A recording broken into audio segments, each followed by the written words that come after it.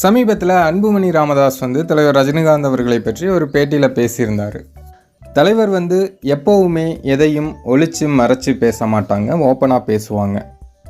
அதே போல் ரசிகர்களுக்கு அட்வைஸ் பண்ணும்போதும் நான் இந்த மாதிரி இருந்தேன், அதனால் இவ்வளோ பிரச்சனைகள் வந்தது, நீங்கள் அதை பண்ணாதீங்க அப்படின்னு நான் அடிபட்டு சொல்கிறேன், நீங்கள் தயவுசெய்து அதை பண்ணாதீங்க அப்படின்னு அட்வைஸ் பண்ணுவாங்க. அதே போல் தான் கொஞ்ச நாளைக்கு முன்னாடி ஒரு அட்வைஸ் பண்ணியிருந்தாங்க.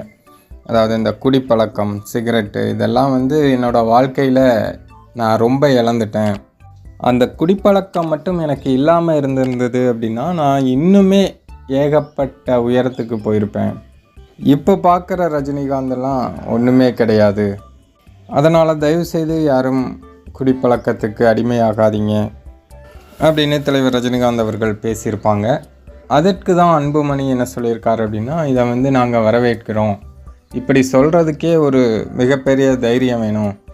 ஏன்னா அவர் அவ்வளோ பெரிய சூப்பர் ஸ்டார், சினிமா உலகில் அதிகமான ரசிகர்களை வச்சுருக்கக்கூடிய ஒரு நபர்.